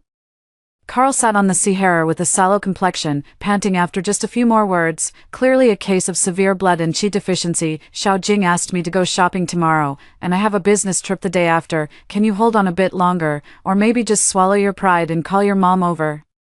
You're not home on weekdays, and you're not home on weekends either. I've carried 2 children for you. Don't you know how to show me a little more care? I clenched my fists. This phrase sounded all too familiar. Every weekend in my past life, the number of times I could see him could be counted on one hand. Fishing, road trips, playing mahjong. He rotated through them all. Meanwhile, I could only stay home alone, managing household chores and protecting the baby in my womb. After getting pregnant, it seems like I'm the only one who's changed. I've gone from a refined and elegant woman to a chubby, sloppy pregnant lady. He remains the same carefree, footloose boy who can leave at a moment's notice. How have I not cared for you? Didn't I give you an extra 1,000 this month? You have the nerve to bring that up. You only give me 3,000 a month, and just the baby's formula costs 1,000. How is the remaining 2,000 supposed to be enough? I turned on the calculator and laid it out for her. 2,000 a month, 66 a day. I only eat 1 meal in the evening. How is that not enough for you? How much more do you need? Carl was already in tears. Compared to his cruelty, my actions were nothing. Everything I said and did was taught by him, and now it's being used against him. Consider it returned to its rightful owner. You've changed, Carl. The knife didn't fall on you, so you don't feel the pain. Now you're the one giving birth, you're the one without a job. What right do you have to shout at me? Carl's face turned deathly pale, his mouth opening and closing without a word. If you don't want to live like this, let's get divorced. I'll take the child. You can't even afford to raise them. Carl, with reddened eyes, pleaded meekly. It's my fault. I shouldn't have lost my temper with you. I'll start saving money from now on. After this incident, he truly changed. Before, he would only wear name-brand clothes and insisted on eating well. Now, he wears street market clothes and even eats processed meat without complaint. He managed to make ends meet with just $2,000 a month, counting every penny. Seeing such a big change in him, I couldn't help but secretly rejoice. Why are women considered the disadvantaged group? Because they sacrifice everything for marriage, family, and children. Yet no one recognizes the value of being a full-time homemaker. 10 months later, he successfully gave birth to a baby girl as he wished. The girl looked like me, with double eyelids, big eyes, and fair, delicate skin. Carl secretly got a vasectomy without telling me, thinking it would prevent pregnancy. A year later, he became pregnant again with twin boys, which must have been the result of his mother-in-law's strong will back in their hometown. Yesterday, I saw her posting photos of someone else's twin sons on her social media.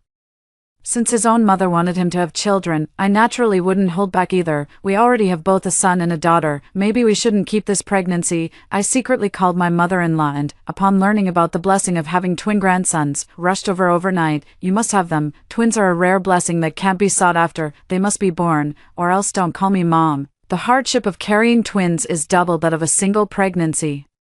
Carl vomited for 4 months, his belly already so large he couldn't stand up. In the late stages of pregnancy, he relied on a wheelcarrier to move around. Every day, he resented his highly fertile constitution and had already decided to get a vasectomy after delivering this pregnancy. On the day of delivery, because it was twins, the labor became more difficult. But Carl managed to be born after 3 days and 2 nights of pain, just after finishing the postpartum confinement. The mother-in-law packed her bags and prepared to leave. I'm exhausted. I can't handle it anymore. Since you don't want to take care of them anymore, go back to your hometown. From now on, don't expect me to send you a single penny every month. Carl lay on the bed with a cold expression, holding one child in each arm. No, there wasn't a trace left of the person he was before having children. His weight had ballooned from 150 pounds to 200 pounds. He no longer cared about his appearance.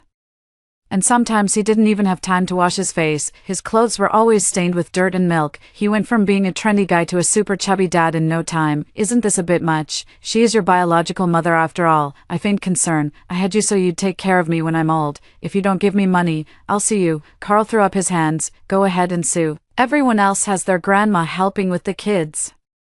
But you're just being fussy, running back home at the slightest bit of hardship. If you didn't want to look after your grandchild, why did you pressure us to have one in the first place? It's all for carrying on the family line, the mother-in-law murmured. Carl truly stopped giving money to his mother-in-law, paying her only for each day she took care of the child. Raising 4 children aged the mother-in-law by more than 10 years. Her hair turned completely white. With a hunched back and a frail body, stop praying for more, bless me instead. The mother-in-law's door was kicked open, and Carl walked in with a dark expression. Seeing the Buddha statue in front of his mother-in-law, he was furious to the extreme. So this is why a grown man like me got pregnant. It was your doing, praying to gods and Buddhas for a house full of descendants, while I suffer the pains of childbirth. Are you even my real mother? The mother-in-law was dumbfounded and didn't react for a moment. She did indeed commission this Buddha statue, but only to pray that her son wouldn't get pregnant again. Why does it sound like the opposite happened? Son, listen to your mother. I don't want to hear it. Since you love your grandson so much, you can take care of him from now on. Carl went out to look for a job. The mother-in-law was left alone to watch 4 children, spinning around like a top every day. Most of these children's births were manifestations of her will. She saw the newborn baby in someone else's family and immediately wanted another grandchild, but she only talked about it without offering to help, which made Carl see through her true nature. I'm exhausted. My back is about to break. When will this kind of life ever end? The mother-in-law had just put the little one to sleep, and now she had to play with the older one. The house is never tidy, and meals are never warm, Mom. Look how blessed you are, 3 grandsons and 1 granddaughter. Who could be as fortunate as you? I lie on the soft couch binge-watching shows, and the kids know I'm busy with my career and don't have time for them. They're used to clinging to Grandma and Carl. Grandma, let's play soccer together. Grandma, I want to draw.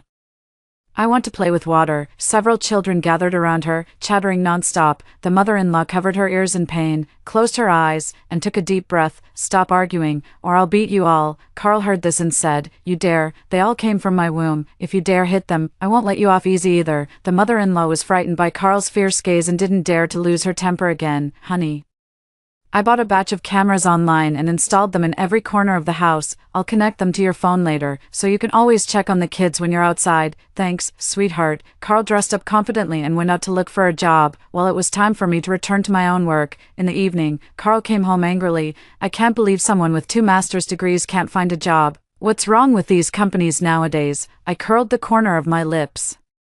With a work gap of 4 to 5 years, he had long been out of touch with society. What does it matter even if he has a high education? Is it because your standards are too high? Jobs are hard to come by these days. Lower your expectations, find a small company, and earn more money to hire a nanny for Mom. She can't handle raising 4 children alone anymore, my mother-in-law asked softly, only to be met with a sharp glare from Carl. What does a country bumpkin like you know? Just take care of your grandkids. If it weren't for you, how could a man like me have ended up with children? Now my figure is ruined, and I can't even find a job. You've destroyed my entire life. Son, it really wasn't me. Why don't you suspect? My mother-in-law tried to explain, but I cut her off. Mom, the company gave me a $50,000 bonus this month. I'll give you an extra $1,000, but make sure to spend it wisely. Look at Penny, just an undergrad.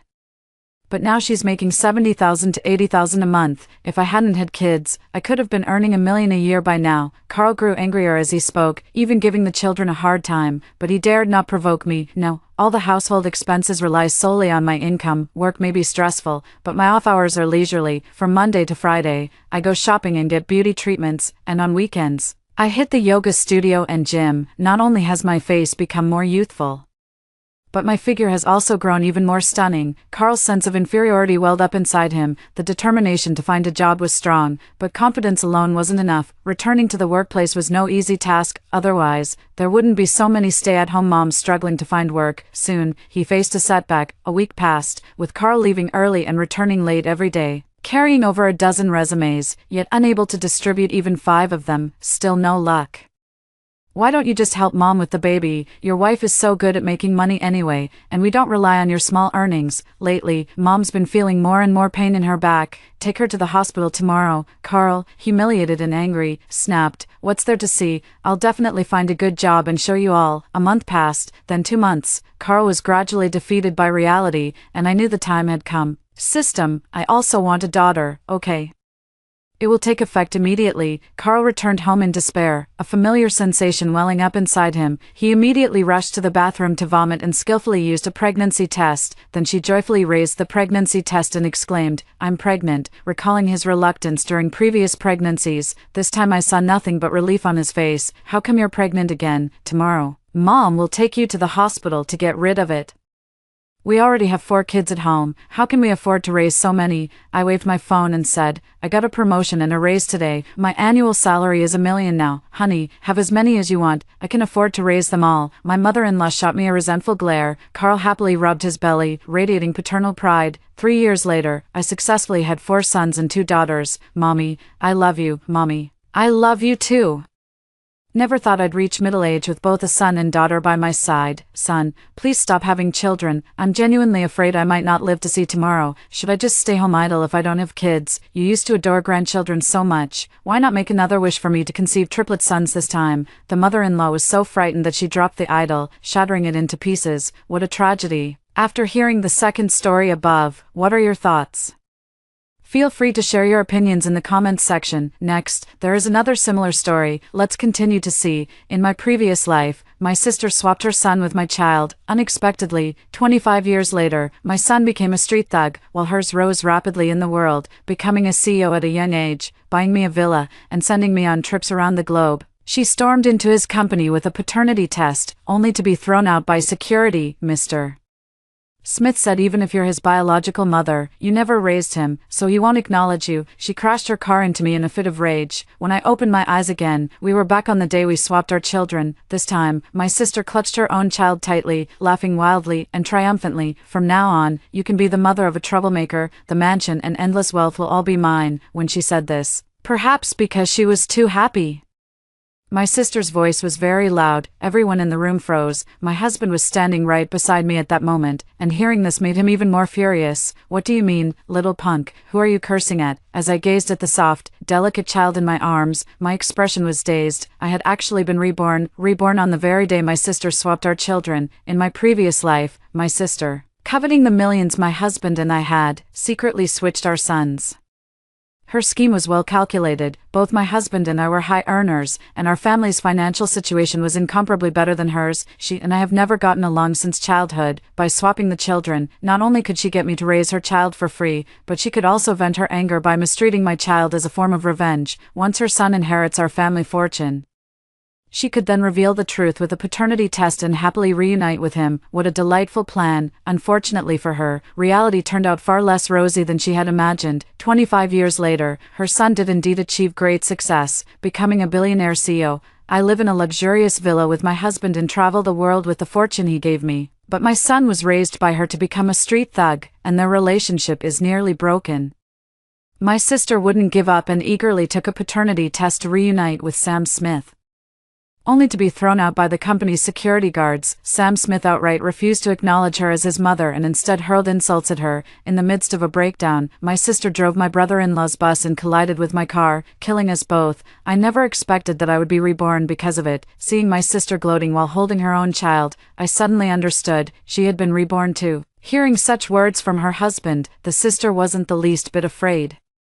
Since childhood, she had been the favorite of their parents, and with her brother-in-law doting on her, she had developed such a spoiled and willful temperament. Perhaps it was the confidence from her rebirth and her child that made her scoff. Your own genes are poor, only capable of producing delinquents, and you won't even let people say it. My child is different from all the others. He's bound to be wealthy and become a big boss in the future. Susan, as sisters, I advise you to have another child while you're still young, otherwise, when some punk rides roughshod over you too and beats you to a pulp, no one will even care. Listening to her mocking words, my nails dug into my palms. If it weren't for her beating and scolding Charles, forcing him to drop out of school and work when he was still in middle school, how could he have ended up homeless, unwilling to return even when he had a home?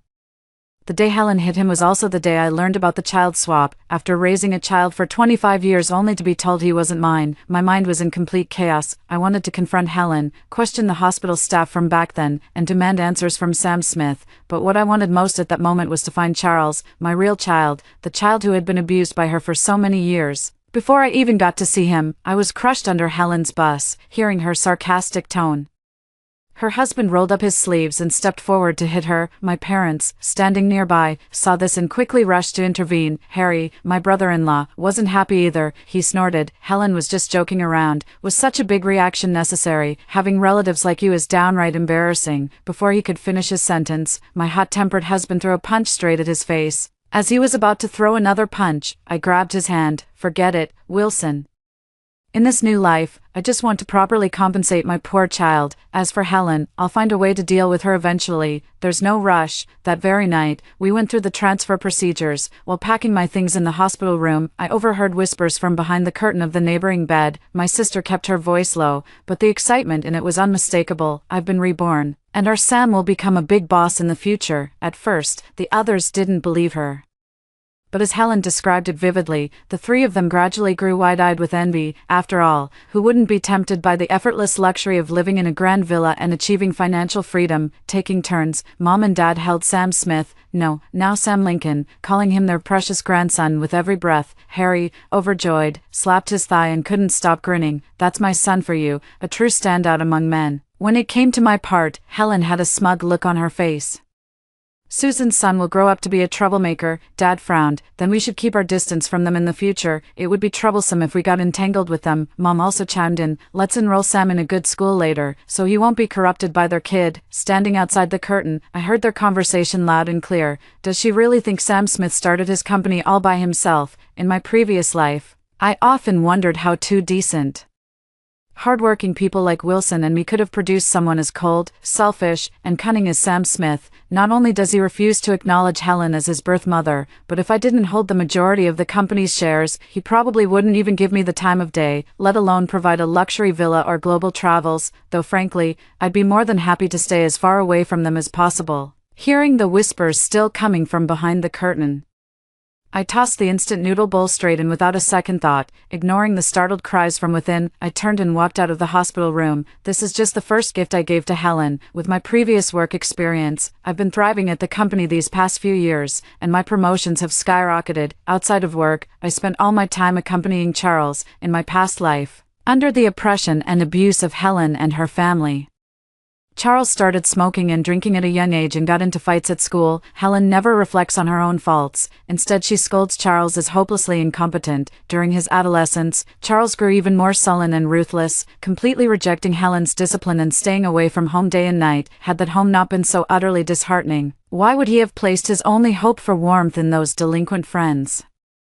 I don't expect my son to achieve extraordinary success in the future. I only hope his childhood can be happy and carefree in this lifetime, with the companionship and care from me and Wilson. Charles has shed the hostility from his previous life. At a glance, he's no different from any other happy child. Charles still has a bit of his father's temperament. He doesn't talk much and tends to be aloof, perhaps because I've spent the most time with him. Charles appears quite reserved in front of others, but he's very dependent on me. He often tugs at me to go out and play with him or clings to me to teach him his lessons. This weekend, as usual, I took him to the mall to buy clothes, but as he looked at the clothes in the mirror, he suddenly raised his head and asked me, "Mom, I don't know why, but I always feel like this life is too good to be true. Last night I had a dream where you and Dad disappeared. A woman tied me to a sea harrow and beat me. When I bit her, she slapped me. It was just a dream, but somehow it felt so real, as if I had actually experienced it before." He widened his round eyes, looking utterly confused. I gently patted his head and spoke softly to comfort him. "If it was just a dream, then it's all over now. If you have nightmares in the future, come find your dad or me. Don't keep it to yourself. After all, he's still a child at heart." Charles nodded, holding the new clothes in his hands, and his smile returned, but just as he went into the fitting room to change, through several rows of clothing, I spotted someone in the distance. It was Sam. In his previous life, Sam followed me and my husband, living in luxury and enjoying every bit of life from a young age. In this life, he's with Helen's family, though their lifestyle is far less affluent than before. Judging by his clothes, they haven't treated him poorly. He was holding Harry's hand, but the person by his side wasn't my sister Helen. Instead, it was another, younger and more beautiful woman. They walked over chatting and laughing, looking like a happy family of three, through a row of clothes. His still somewhat childish voice clearly reached my ears. "Sister, my dad is handsome and gentle, and he really likes you. Will you be my mom? I promise I'll be good and listen to you from now on."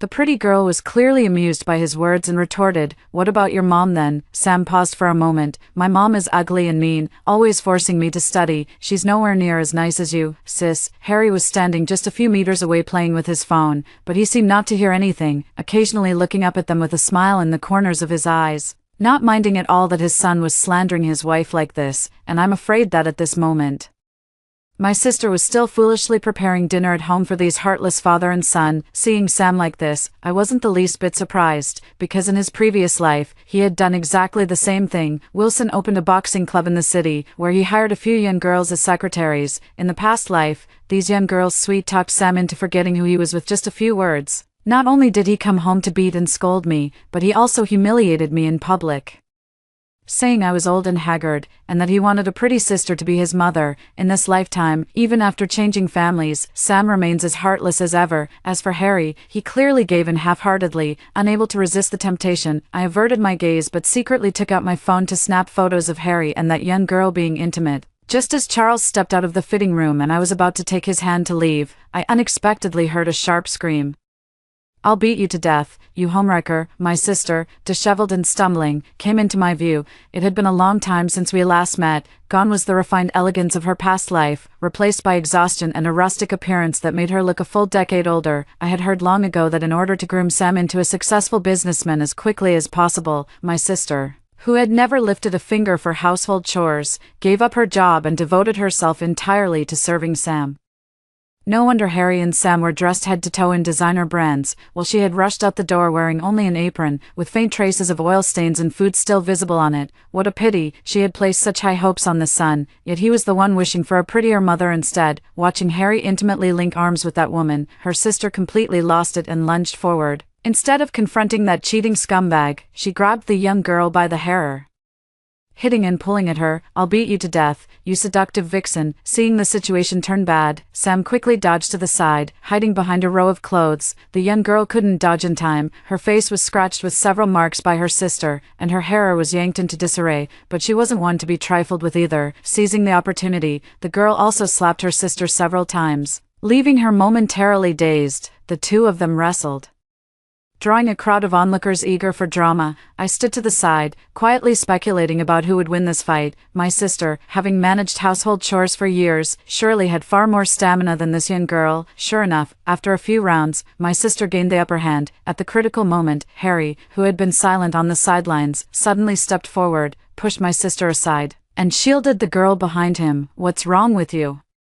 Teacher Mary just came to buy some clothes for the child, and look at the mess you've made." He glanced disdainfully at my sister, who was completely stunned, and spoke coldly. "Look at you, acting like a shrew, dressed like this when you go out. You've completely embarrassed me. Helen, if you keep going like this, don't force me to divorce you." After saying this, he didn't even glance at my sister, as if being with her was embarrassing, and left the mall with the young beautiful teacher in his arms. Sam wanted to follow them but was afraid my sister would notice, so he could only reluctantly continue hiding behind the clothes, glaring resentfully at his mother for ruining his plans. Scolded like this, my sister stood frozen in place for a long time, the expression she had been struggling to maintain completely crumbling. In the midst of her breakdown, she saw me, as if all the accumulated hatred had finally found a target for her resentment. She suddenly raised her voice. "Susan, was this your doing?" she muttered to herself. "I always knew Brother Harry couldn't possibly be seduced by that vixen. It turns out you're the one pulling the strings behind the scenes. You must have been bad-mouthing me to Brother Harry, poisoning our relationship. That vixen was your doing too, wasn't she? You just can't stand to see me happy." Still deluding herself at this point, I watched her coldly, my voice dripping with sarcasm.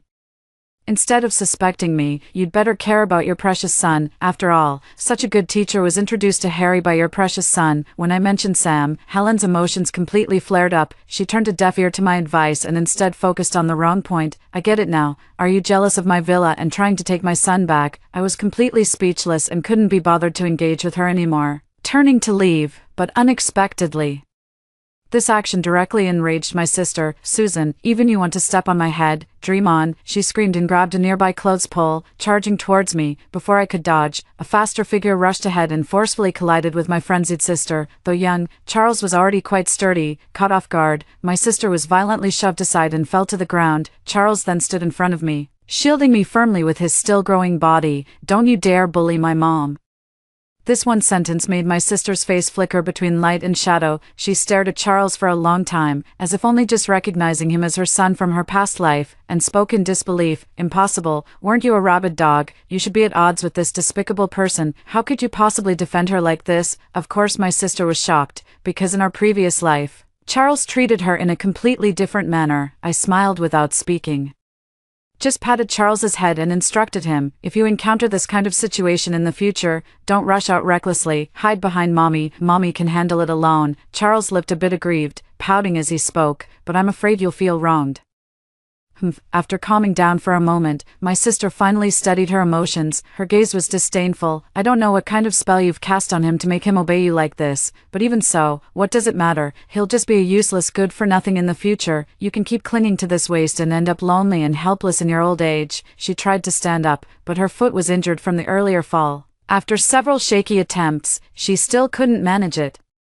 Just then, Sam, who had been hiding in the corner, tried to sneak away, but she spotted him immediately. "Good son, mommy sprained her ankle. Come help me up." Sam was called out and reluctantly came forward, yet when he reached her, he frowned with distaste. "How could you come out dressed like this?" He looked disgusted. "There are still a few of my classmates at the mall entrance. I've always told them my mom is a company executive. If they see you like this, where will I put my face?" After saying this, Sam didn't care about his mother's injuries and ran off in a flash. Although the outcome was satisfying, Charles still felt gloomy after returning home. "She said I'd grow up to be a delinquent, but I'm determined to make something of myself, otherwise, Mom, she'll look down on you. I don't want her to mock or bully you." Chapter 6. Wilson patted his shoulder with satisfaction. "Talking the talk isn't enough. You've got to walk the walk, starting tomorrow. I'll supervise you and double your study load." I just gave Wilson the back of my head. Don't put too much pressure on the child. That being said, when I previously tutored Charles with his studies, it wasn't that I didn't trust his abilities. Charles is highly talented and can endure hardship, given time. While I can't say for certain whether he'll become exceptional, he definitely won't do poorly in life. It's just that I don't want, that night. As I finished my facial care and was about to rest, the doorbell suddenly rang like crazy. The moment I opened the door, a figure flew over and hugged my leg. "Mom." Sam's eyes darted around rapidly, his fawning expression completely different from what I'd seen at the mall earlier. The sudden change in tone made me frown, and I tried to pull him off me. "Kid, why are you calling the wrong person Mom? Your mom is Helen." Sam reacted quickly and immediately said, "Mom, don't you remember? You said no matter what happens, I'll always be your baby, and I can come to you whenever I'm wronged. Have you forgotten?" After hearing him say that, I froze in place. These were indeed words I had spoken, but not in this lifetime, rather, in the previous one. I never expected that Sam had also been reborn. Seeing me stunned, Sam felt smug. "Mom, I came to find you as soon as my memory returned. I couldn't stand staying in that house any longer. This place is still the best." He swaggered past me and sprawled lazily on the expensive sofa, casually picking up the iPhone nearby to fiddle with. Mom, I've wanted a new phone for ages. Can you buy me one? That family is so stingy, they wouldn't even get me a new phone. It's really unbelievable. I'm also speechless. You don't still think you're that Sam Smith who could get whatever he wanted, do you? Charles and Wilson came out in their pajamas, and seeing Sam sitting there so casually, they were momentarily at a loss for words. What's going on here? Before I could say anything, Sam spoke up first. Dad, don't you remember me? I'm your son, Sam. Hearing this, Charles showed hostility on his face. What nonsense are you talking about? These are my parents, not yours. Wilson, on the other hand, looked completely confused. Is this kid out of his mind? It turns out that after returning today, Sam also regained memories of his past life. Having lived a life of luxury in his previous existence, how could he possibly endure the financially strained and tight circumstances at Helen's place? On the very night his memories returned, he sneaked out from home, obtained my family's address from our parents, and came looking for us. With his sweet dreams disturbed, Wilson's fiery temper flared up again. He had no patience to listen to Sam's incoherent explanations and simply grabbed him with one hand. Little brat, I'm calling your grandma right now. If you run around in the middle of the night again, I'll break your legs. Sam struggled several times, shouting loudly, Mom, I know you're also Reborn. Hurry up and explain to Dad. I rolled my eyes and opened the door, signaling Wilson to throw him outside directly. You're not my son. Why should I care about you? Wilson slammed the door shut, and as Sam tried to move closer, Charles punched him out. It's said that Helen came to pick Sam up that night. She thought I was coveting her precious son again and made a scene outside my house all night. Unfortunately, the soundproofing in this building was excellent. That night, we didn't hear a single sound and slept soundly through the night. In the following months, Sam often took advantage of Helen's absence to harass our family, at first, out of consideration for our past mother-son relationship in my previous life. I didn't make things too awkward for him and gently persuaded him to leave each time, but later, Sam escalated his behavior and even went as far as staking out Charles's school to ambush me. I couldn't stand him affecting Charles's life like this any longer, so I called security to escort him away. Susan, don't you dare regret this. As security dragged him away, Sam completely dropped his pretentious obedient act. His eyes filled with a viciousness only adults possess, even without your help. I can still start my own company. If I could do it in my past life, I can do it again in this one. You look down on me now. Just wait till I finish you off. Right now Sam is completely acting like a child, and with so many people around, I can't be bothered to argue with him. But just as I was about to head home, the person in my grip wouldn't budge. Charles looked in the direction where Sam was being dragged away, his face burning with anger. When he looked at me again, he spoke in an extremely serious tone. Mom, don't be afraid. If he dares to fight you, I'll fight him to the death. Hearing his earnest words, I suddenly felt that raising a child might actually be a joyful thing. I patted his head, feeling quite cheerful myself. Silly boy, when the time comes, just call the police. It's your dad's job to risk his life, not yours yet, with the advantage of 25 extra years of memories. Sam consistently achieved perfect scores on his exams during elementary and middle school, earning everyone's admiration. My sister couldn't stop boasting to everyone about her genius son, and our parents were so delighted they couldn't stop smiling. Even Harry, who had already cheated, couldn't help but admire him, truly worthy of being my son, a reincarnation of the literary star. His marriage with my sister existed in name only, held together solely by Sam as their only connection. My foolish sister had no idea that the husband she still treasured like a gem had long since fathered a child outside their marriage. It was only because of my sister's prophecy that Sam would become a big boss in the future that he never divorced her. After winning the top spot several times, Sam gained some fame in the city. After being invited for a few interviews on TV, Sam quickly regained the superiority he had in his previous life. He would often walk around with his report card, deliberately showing it off in front of me to mock me for what a terrible mistake I had made by leaving him. Unfortunately, every time he came, he happened to run into Charles returning home from school. At that time, Charles was in middle school and going through a rebellious phase, just like his father had been at that age. Despite his excellent grades, he formed gangs at school and was the notorious campus bully everyone feared. He usually wore a gloomy expression, but his mood improved significantly when he saw me and Wilson at home, just as Sam had nothing better to do and walked right into the line of fire, saving Wilson the trouble of taking him to the club for practice. After being beaten a few times, Sam finally behaved himself. Later in high school, Sam began to struggle with his studies. He relied entirely on having lived a few more years than his peers. So handling elementary and middle school knowledge was no problem, but when it came to high school material, he found himself somewhat out of his depth. I clearly remember, in my previous life, Sam failed the college entrance exam, and Wilson and I spent a fortune sending him abroad to gild his credentials. Because I was afraid of hurting his self-confidence, I lied and told him that he got in on his own merit. Now he hasn't touched high school textbooks for so many years, and has almost forgotten all the knowledge. His grandparents doted on him excessively, not only allowing him to secretly play with his phone in high school but also buying him the latest video games as rewards. Sam's self-control was already poor, and with this, his grades plummeted even further. Within just a few months, she dropped from the advanced class to the regular class. On the day the college entrance exam results were released, Sam's scores were even worse than in his previous life. Meanwhile, Charles, as the top scorer in the college entrance exam, went viral on the hot search list. As Charles's mother, I also became a trending topic because of a news story about donating to a child abuse rescue organization. That's right, after witnessing Charles's tragic fate in my past life, I could no longer stand idly by when faced with children abused by their parents. Over the years, I have donated hundreds of thousands and helped hundreds of children escape from terrible birth families. Though it's just a drop in the bucket, the thought of saving even one life brings immense comfort to the heart. At my son's college celebration banquet, Wilson was so happy that he splurged a fortune to treat the entire family to a lavish meal at a grand hotel. My sister and parents were also among them. I wasn't planning to invite them in the first place.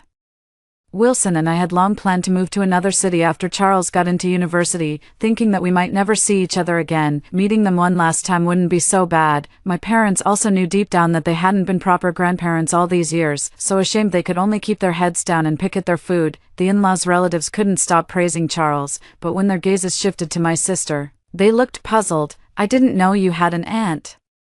"Susan," I laughed. "What aunt? That's my sister." Can't blame them for mistaking. My sister had been overworking herself for years, long exhausting all her energy, and had aged prematurely. Wrinkles covered her face, her hair had turned mostly gray, and the fatigue in her expression couldn't be concealed even with the thickest makeup. Sitting beside our mother, if you didn't look closely, you might mistake them for sisters. While they were chatting, I took a glass of wine and swayed over to my sister's side. Ever since arriving at the banquet, my sister has been wearing a face full of resentment. With that sullen expression paired with her dowdy outfit, she looked every bit the bitter woman. The fire in her eyes as she glared at me was practically visible. "You, a mere nobody like you, worthy of being the mother of the top scholar. My son's fortune was all stolen by your bastard son." She raised her hand to slap me, but her arm was easily caught by someone. "Watch your mouth." Charles's tone was icy. Over the years, he had long since shed his former scrawny appearance, growing into a strapping young man standing at 6 feet tall. With just one hand, Charles effortlessly restrained my struggling sister and dragged her before me. "Apologize to my mother." My sister's face was filled with resentment, but then her eyes darted craftily, and suddenly she smiled again. "Susan, don't think your son is so great just because he scored a few more points. Our Sam is going to study abroad, you know, overseas. That's much better than your son." Study abroad. I thought about it. Could the school Sam is going to attend be the same one as in my previous life? The combined tuition and living expenses for that school amount to nearly $1 million a year. Even if Helen's family sold their house, they couldn't afford to send him there. The banquet was about to begin.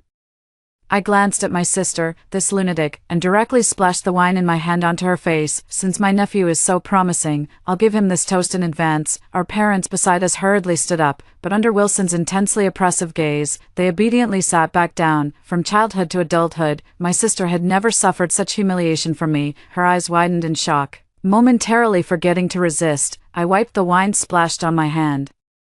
"I don't care what happens to you and your son in the future, but if either of you dares to harass me or my family again, I'll make sure you regret it." The security guard dragged up my screaming sister. As for me, I just sighed. I hope Sam won't be so heartless as to gamble away our family's entire savings on this uncertain future. Soon, with Charles starting school, Wilson and I moved to a new city and began a new life. To make our later years more comfortable, we both agreed to buy a villa in the suburbs. After more than a decade of hard work, purchasing a villa wasn't much of a financial burden for us. In the new city, without Charles by our side, Wilson and I had even fewer reservations and fully devoted ourselves to developing our careers. Another 5 years passed. Over these 5 years, I climbed to the highest position, reaching the pinnacle of my career. Meanwhile, Wilson retired early, embracing his golden years with a fishing rod in hand.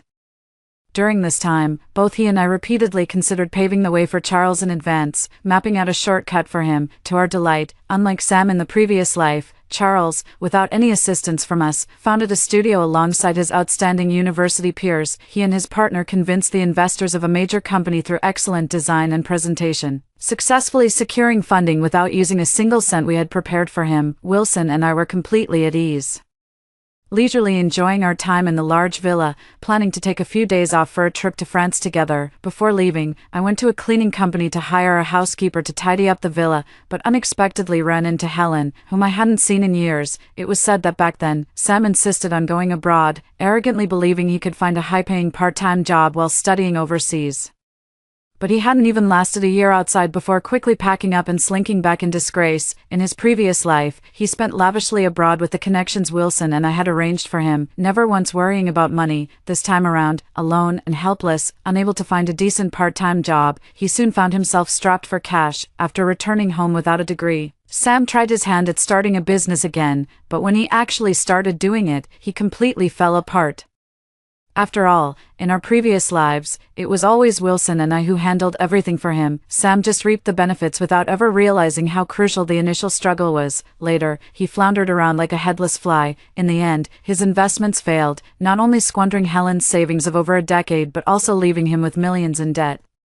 Helen was forced to sell her house and even pressured our parents into selling their retirement home to scrape together enough money to pay off Sam's debts. Harry had already prepared the divorce papers with Helen, and when Sam fell into debt, he swiftly divorced her and ran off with his mistress. After his business failed, Sam was deeply devastated and holed up at home, becoming a complete shut-in. Helen not only had to find ways to support herself but also had to figure out how to provide for her useless son. However, she had been out of the workforce for too long and had completely lost touch with society, leaving her only able to take on the hardest and most exhausting manual labor jobs. She works multiple jobs a week, exhausting herself every day, yet still can't get any understanding from Sam. Now Sam stays at home all day, finding only fleeting satisfaction in games and the internet. Yet even so, he's full of complaints. If it weren't for you, I'd already be the company president. You don't deserve to be my mother at all. My mother should be someone like Susan. You useless piece of trash. How come you only earn this little? It's not even enough for me to order takeout. This guy in his 20s would frequently hit and scold Helen, never treating her as his mother in the slightest. Seeing me waiting for the manager in the reception room, dressed in leisurely yet elegant clothes, she completely broke down. In this life, clearly I've suffered enough hardships. The one living in a villa and traveling should be me. How pitiful. Even now she's still hung up on this. She hasn't the slightest awareness that she herself is the one who caused today's situation. The manager looked at me apologetically. Sorry, this person hasn't undergone onboarding training yet. Please excuse the unprofessional behavior. With a wave of the manager's hand, several burly security guards immediately dragged her away. Facing the manager's apologetic smile, I simply nodded slightly at her, my words carrying an implicit meaning. If I were you, manager, I wouldn't hire such an emotionally unstable cleaning staff. The manager was an old fox and could easily understand what I meant. He smiled knowingly and turned to instruct a young girl from the HR department, after settling the villa cleaning issue. I stretched and rubbed my wrists. My son is perfect in every way, except for his questionable taste. The gold bracelet he bought me was a bit tacky in design and uncomfortably heavy on the wrist. Forget it, young Smith has no taste. Let old Smith buy one when we go traveling. After hearing the stories above, what are your thoughts? Feel free to share your opinions in the comments section. Looking forward to hearing from you. If you liked this story, don't forget to like it, share it, and subscribe to my channel. See you next time.